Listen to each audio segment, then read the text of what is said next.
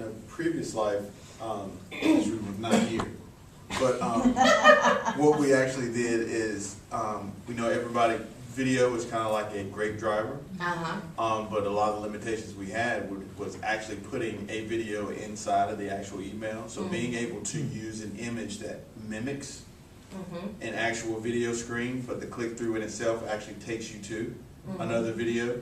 It's kind of that, you know, smoke and mirrors type of situation, but being able to have, hey, this might be a video, it may not, but the only way you figure it out is right? And so at that point, if you push play, you wanted to see the video, so you're getting that gratification by still seeing the video.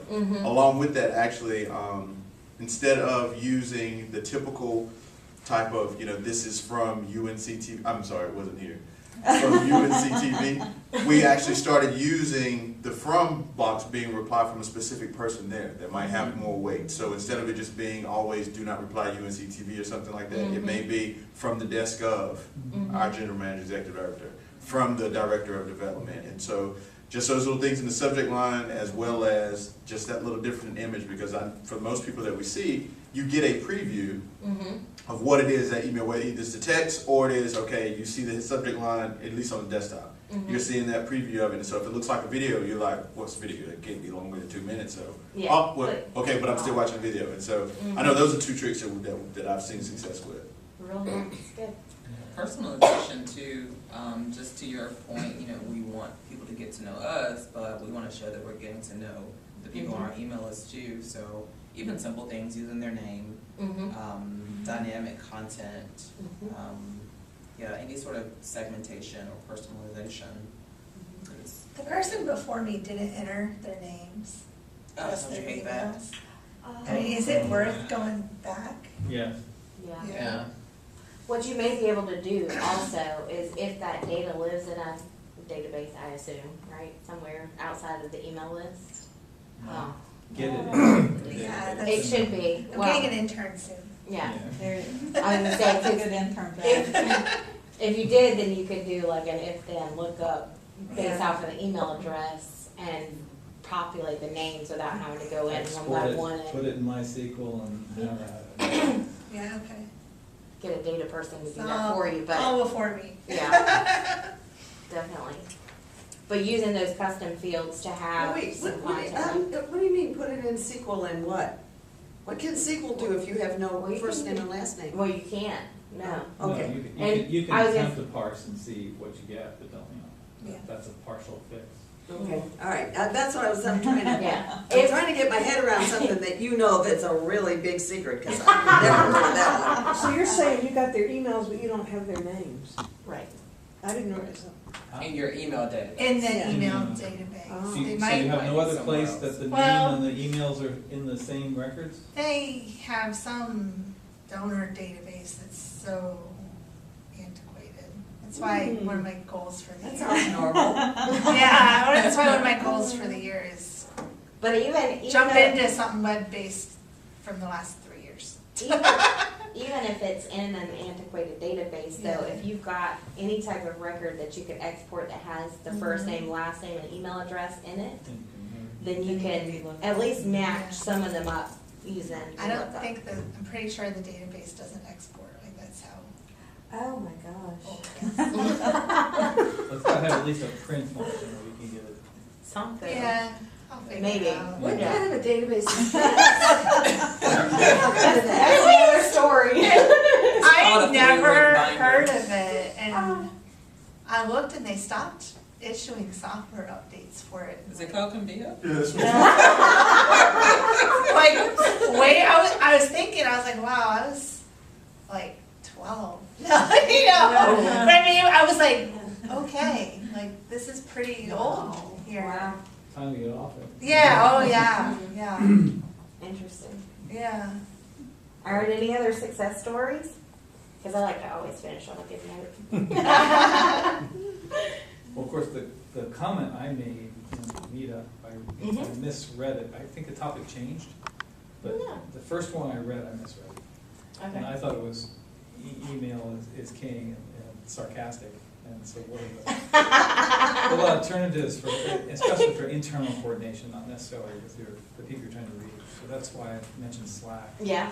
And then somebody was interested in learning a little bit, Mabel Ray was a little interested in learning more about that too. Yeah, so. I think we could do another topic on just Slack. I think that if there's interest in the group, to do that, then that would What be I good. propose, I don't know what you were using to coordinate the conference before, Mhm. but I've had good success with Google several. groups.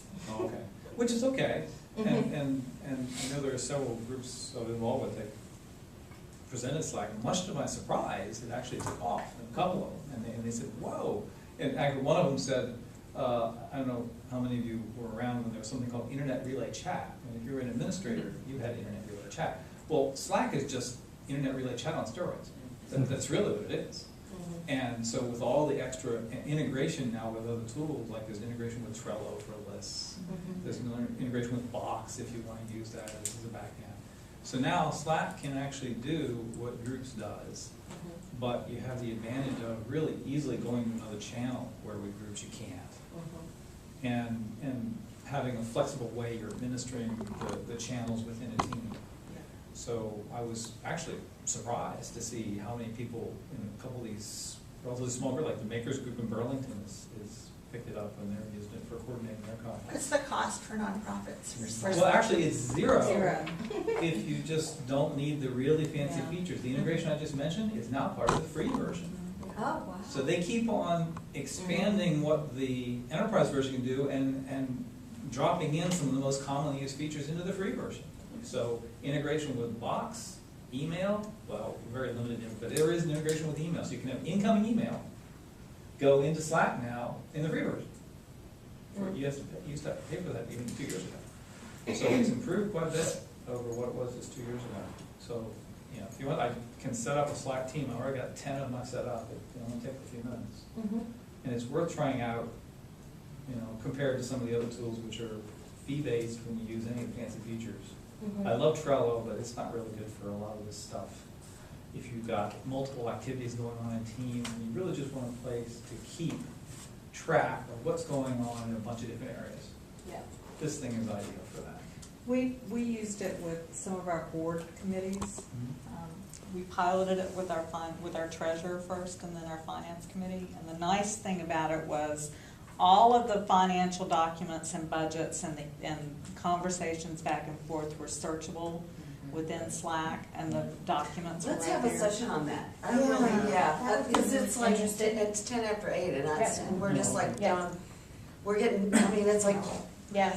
Now it's interesting. Now it's like, oh, wait a minute. I know, I Okay. want more, I want more. Well, if you want to I set up a Slack team, what was the name I set up? I put it in NCT4G. NCT4G.slack.com. I think, yeah. And let's see, so Paula and Judy and at least one other person can, and once you get on, you can add anybody else. Yeah. I didn't restrict the admin thing. So just send email to me if you want, which, what do I use for this group? Mark-W4CHL@smkmail.com. You said that so Mark. fast. That's- You Mark? said that so You fast. wanna I put it didn't on hear the, you. well, no, you don't wanna put it on the mid up. So Mark, Oh, nice. minus sign, Your email. W4CHL at SNKmail.com. Sierra Nancy Kilo mail.com. And that's one of my security email addresses. That's the most common one I use. So that one I'll put you on right away, and then you can invite others. Nice thing is you can fan out in your organization really fast. You don't have to have one person who's the bottleneck on setting it up. And anybody then can set up, interest areas are called channels. Yep. And anybody can set up channels unless you have the enterprise version. And anybody can, you can then subscribe to any channel that's not private. So it is possible to set up a private channel and say, oh, we got financial information in this one area, that's private, only the admin can add to private for the members. So actually, next month is tech tools, so you just got a spot. How do you like that? All right. So next month, we're kind of talking, we'll do probably 5 to 7 minute demos of some tech tools that we use in our everyday lives. We'll use that, and if there's a topic that you have burning inside you, you can put it in the meetup for next month. So just tag in there and just say, hey, here's my tool I'd like to share, and we'll probably go through maybe, depends on how many we have. We'll decide whether it needs to be 5 minutes or 7 minutes. And, I think we have another drawing. Okay, Another drawing. so we have a drawing for a